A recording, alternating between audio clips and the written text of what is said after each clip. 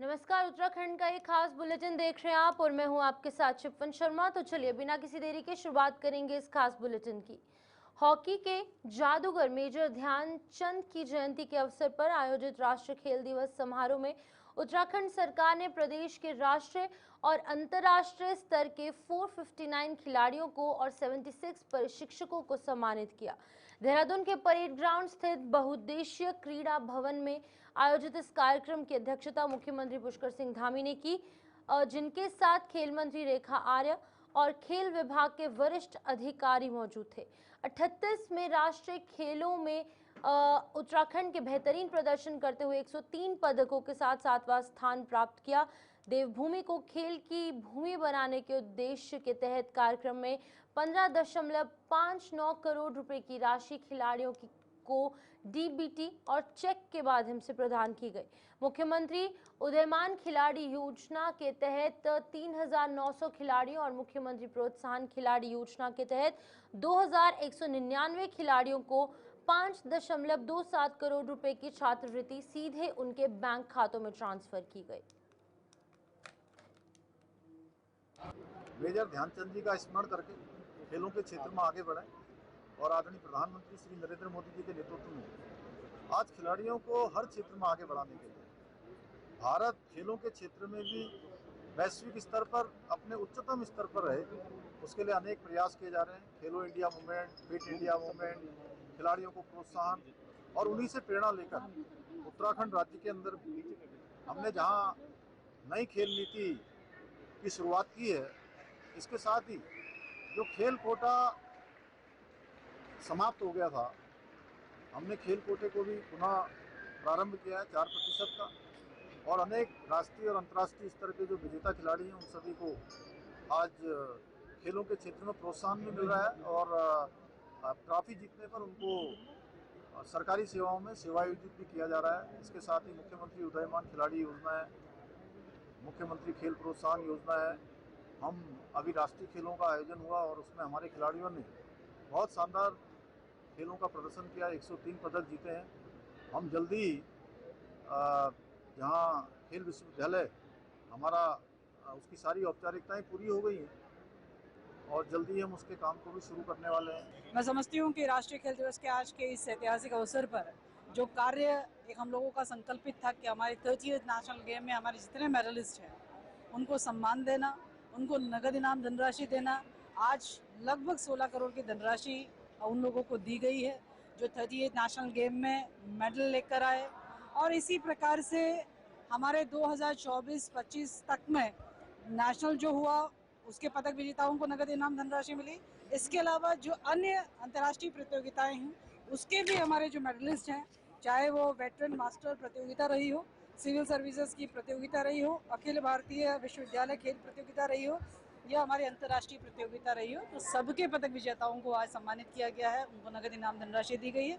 इसके साथ ही आज हमारे उद्यमान के खिलाड़ी हैं, हमारे प्रोत्साहन के खिलाड़ी हैं जिसमें 8 से 14 और 14 से 23 वर्ष तक के बच्चे हैं, उनको भी 3 माह की जो है वो धनराशि चाहे प्रोत्साहन के रूप में हो या स्कॉलरशिप के रूप में हो, 5 करोड़ की धनराशि उनके आज डीबीटी की गई है। मैं समझती हूँ कि ये अपने आप में बहुत ही जो सरकार ने कहा वो पर हमारे उत्तराखंड सरकार ने खिलाड़ियों के लिए जो भी योजनाएं बनाई थी और जो भी पॉलिसी के अकॉर्डिंग जॉब का ऑफर की प्रावधान किया था, आज यहाँ पर मुझे नियुक्ति पत्र दिया गया खेल विभाग में। तो मैं सर्वप्रथम उत्तराखंड गवर्नमेंट का थैंकफुल करना चाहूँगी कि उन्होंने खिलाड़ियों के हित में सोचा और खेल को आगे बढ़ाने के लिए हर तरीके से प्रयास कर रहे हैं। खेल दिवस नेशनल स्पोर्ट्स डे है तो हम लोग आज सेलिब्रेट कर रहे हैं, उसके लिए मुझे आज इनवाइट किया गया और मुझे वर्ल्ड डक्स चैंपियनशिप में मुझे कैश अवार्ड दिया गया। राष्ट्रीय खेल दिवस और हॉकी के जादूगर मेजर ध्यानचंद की 120वीं जयंती के अवसर पर कैबिनेट मंत्री गणेश जोशी ने अमर शहीद कैप्टन प्रतीक आचार्य राजकीय इंटर कॉलेज डोभालवाला में 15.67 लाख की लागत से बनने वाले बास्केटबॉल कोर्ट, बास्केटबॉल पोल और पुस्तकालय के कार्य का शिलान्यास किया। इस दौरान उन्होंने खिलाड़ियों के साथ बास्केटबॉल भी खेला। मेजर ध्यानचंद को नमन करते हुए कैबिनेट मंत्री गणेश जोशी ने कहा कि उन्होंने अपने समर्पण और लगन से न केवल हॉकी को अंतर्राष्ट्रीय पहचान दिलाई बल्कि भारत का नाम विश्व पटल पर रोशन किया। उनकी उपलब्धियां आज भी युवाओं के लिए प्रेरणा स्रोत है। मंत्री ने कहा कि खेल शारीरिक और मानसिक स्वास्थ्य दोनों के लिए जरूरी है। खेल से अनुशासन, टीम वर्क और आत्मविश्वास बढ़ता है, जो किसी भी व्यक्ति के संपूर्ण विकास में सहायक है। उन्होंने युवाओं से खेलों को जीवन का अभिन्न हिस्सा बनाने का आह्वान किया। आज हॉकी के जादूगर जिनकी आज 120वीं जयंती है, इस अवसर पर क्योंकि उनकी जयंती को पूरा देश खेल दिवस के रूप में मनाता है, आज पूरे देश में उनकी जयंती को मनाया जा रहा है। मेरी विधानसभा क्षेत्र के कैप्टन प्रतीक आचार्य इंटर कॉलेज में भी इसको मनाया जा रहा है और मेरे पर से यहाँ के बच्चों ने, यहाँ के अध्यापकों ने मांग की थी कि बच्चों के खेलने के लिए एक बास्केटबॉल कोर्ट होना चाहिए, एक लाइब्रेरी होनी चाहिए। उसका संन्यास मेरे द्वारा आज यहाँ पर किया गया है, क्योंकि मेरा ये मानना है कि खेल से जहाँ व्यक्ति का शरीर स्वस्थ होता है, उसका मन भी स्वस्थ होता है। उत्तराखंड के बागेश्वर जिले के कपकोट क्षेत्र में ग्राम पौनसारी के खाइजर तोक में बादल फटने से भारी तबाही हुई है। हादसे में अभी तक 2 लोगों की मौत हो चुकी है। 2 महिलाओं के शव बरामद किए गए हैं, जबकि 3 लोग लापता बताए जा रहे हैं। एक घायल बच्चे को अस्पताल में भर्ती किया गया। राहत बचाव कार्य तेजी से जारी है। इसी प्रकार ग्राम बैसानी क्षेत्र में भी भूस्खलन से नुकसान हुआ है, जिसमें कि 13 बकरियां और अन्य पशु हानि हुई है। सूचना मिलते ही जिलाधिकारी, एसपी, स्थानीय विधायक और जिला प्रशासन की टीमें राहत और बचाव कार्य करने के लिए मौके पर पहुंची और हालात का जायजा लिया। आपदा की सूचना मिलते ही जिला प्रशासन, एनडीआरएफ और एसडीआरएफ की टीमें मौके पर पहुंची और राहत और बचाव कार्य शुरू किया गया। ये एक तोप था जो ये विलेज है पौसारी उसका, तो उसमें जो है अभी तक 3 लोग तो अभी मिसिंग हैं, 2 डेड बॉडी मिल चुकी है और 6 ही लोग थे ये, और एक जो है वो रिकवर किए हैं, वो अभी ठीक है, उनको हॉस्पिटल पहुँचाया गया। सर टोटल कितना नुकसान हुआ था? वहाँ पर घर थे, क्योंकि इसका एक तोप था, दूरस्थ तोप था जो अलग जगह पे था, तो वहाँ पे 3-4 घर थे, वो तो पूरी तरीके से डैमेज हुए थे। तो इतनी ही वहाँ पे था, वहाँ पे ज़्यादा ऐसी आबादी नहीं थी जो एक ये 1984 की याद ये दिलाती है आपदा। लगातार इस आपदा के क्षेत्र में लगातार हमारे 1984 में इस कनलगढ़ घाटी में बड़ी भारी आपदा आई। उसके बाद 1991 में भारी आपदा आई। 1991 के बाद 2000 में आपदा आई, 2013-14 में आपदा आई, 2021-22 में ये पौसारी में आई। उसके बाद पुनः आज पौसारी में आपदा आई है। कहीं ना कहीं ये आपदाओं से जो कनलगढ़ घाटी का जो रिश्ता रहा है, आज सरकारों से मैं कहना चाहूंगा, जिस तरह से लोगों के खेत खलिहानों का नुकसान हुआ है, सैयों एकड़ लोगों की, सैयों नाली जमीन लोगों की बह गई है, माइक्रो हाइडल में नुकसान हो गया, लोगों के परंपरागत घराट नुकसान हो गए हैं। एक लंबी फेहरिस्त यहाँ पर लोगों के जो स्वरोजगार के लिए मच्छी के तालाब बनाए गए थे, वो तो सारे ध्वस्त हो गए, रोड ध्वस्त हो गई, पुल पुलियाएं जो। चमोली और रुद्रप्रयाग जिलों में लगातार हो रही भारी बारिश से अलकनंदा नदी का जलस्तर बीते दिन खतरनाक रूप से बढ़ गया। पौड़ी जिले की सीमा पर कलियासौड़ से आगे मिनी गोवा बीच क्षेत्र के अंदर नदी का पानी बद्रीनाथ राष्ट्रीय राजमार्ग तक पहुंच गया, जिससे कि मार्ग पूरी तरीके से जलमग्न हो गया। एहतियातन पुलिस ने इस मार्ग पर यातायात रोक दिया है। श्रीनगर से रुद्रप्रयाग की ओर जाने वाले वाहनों को फरासू और कलियासौड़ चौकी पर सुरक्षित स्थानों पर रोका गया। श्रीनगर क्षेत्र में भी अलकनंदा का जलस्तर बढ़ने से धारी देवी मंदिर मार्ग स्थित दुकानों के अंदर तक पानी पहुंच गया। प्रशासन ने सुरक्षा की दृष्टि से मंदिर और सभी दुकानें बंद करवा दी है। जल पुलिस और स्थानीय पुलिस लगातार मुनादी कर लोगों से सतर्क रहने और सुरक्षित स्थानों पर बने रहने की अपील कर रही है। प्रशासन स्थिति पर कड़ी निगरानी बनाए हुए है। इसमें जो आज सुबह अलकनंदा नदी का जलस्तर था वो हमारे डेंजर लेवल से तो नीचे था, लेकिन अलार्मिंग लेवल को क्रॉस कर चुका था, और जिसके कारण वहाँ पे सुरक्षा के दृष्टिगत वहाँ के मंदिर, दुकानों को और जो स्कूल भी वहाँ के 6 सिचुएटेड थे उनको भी तत्काल कार्रवाई करके प्रशासन और पुलिस द्वारा बंद कराया गया, और साथ में अलर्ट भी किया गया सभी वहाँ के आसपास रहने वालों को भी। साथ में NH तक भी पानी आ गया था, जिसके कारण वहाँ पे NH सभी की सुरक्षा के लिए वहाँ पे लोगों को भी वहाँ सुरक्षित स्थान पर रोका गया, और अभी वहाँ पे NH अपनी कार्रवाई कर रहा है, जो थोड़ा मलबा है उसको साफ कर रहा है। पानी नीचे जा चुका है अलार्मिंग लेवल से, लेकिन फिर भी हम लोगों ने सभी को सतर्क रहने के लिए निर्देश दिया।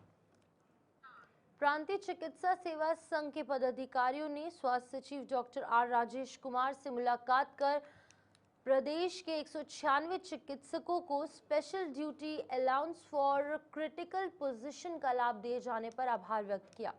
प्रतिनिधिमंडल में संघ के अध्यक्ष मनोज वर्मा और महासचिव डॉक्टर रमेश कुंवर सहित डॉक्टर तुहिन, डॉक्टर यशपाल सिंह सहित अन्य पदाधिकारी भी शामिल थे।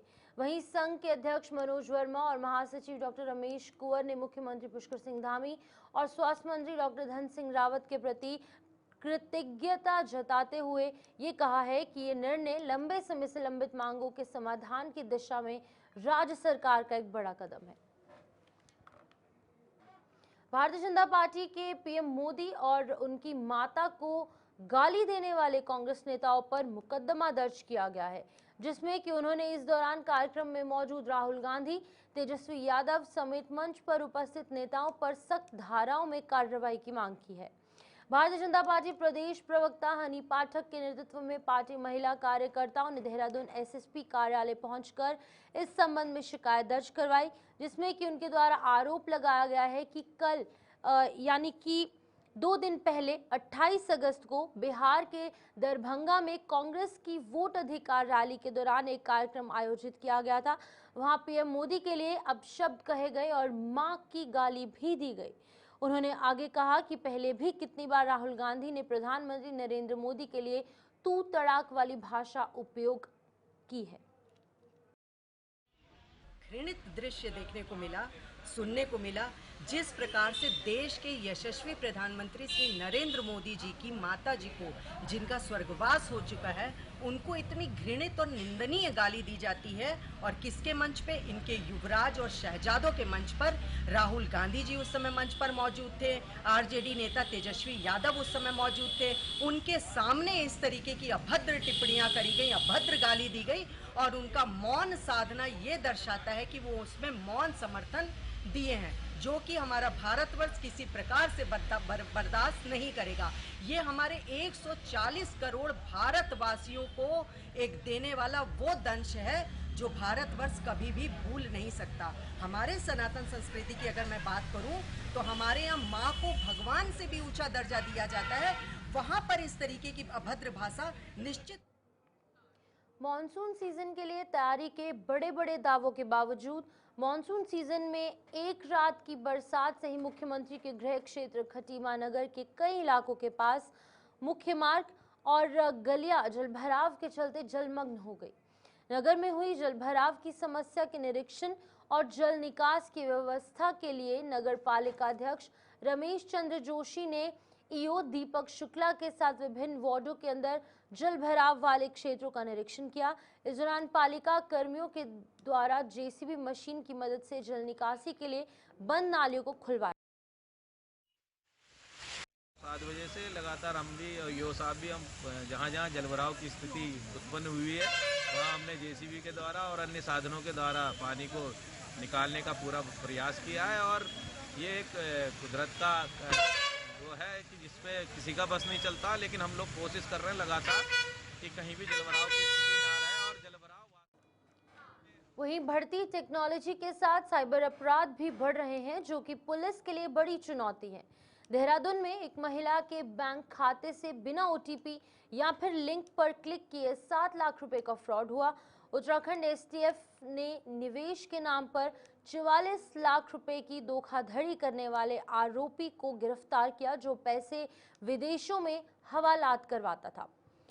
हालांकि सिर्फ 54,000 रुपए ही फ्रीज किए जा सके हैं। वहीं साइबर अपराधी क्रिप्टो और हवालों के पैसे विदेश ट्रांसफर करते हैं, जिससे कि रिकवरी मुश्किल हो जाती है। एसएसपी एसटीएफ नवनीत भुल्लर ने जागरूकता को ही सुरक्षा बताया है।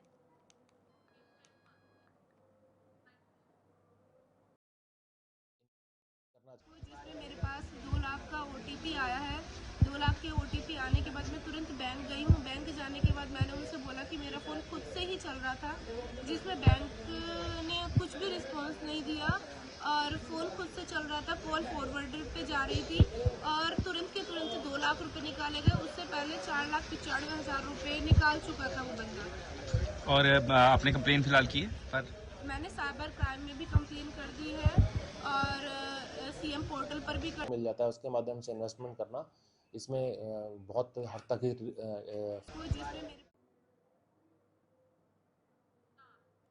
वहीं जिला टिहरी विधिक सेवा प्राधिकरण की ओर से नरेंद्र नगर स्थित ठाकुर किशोर सिंह राजकीय आदर्श बालिका इंटर कॉलेज में एक महत्वपूर्ण जागरूकता शिविर का आयोजन किया गया।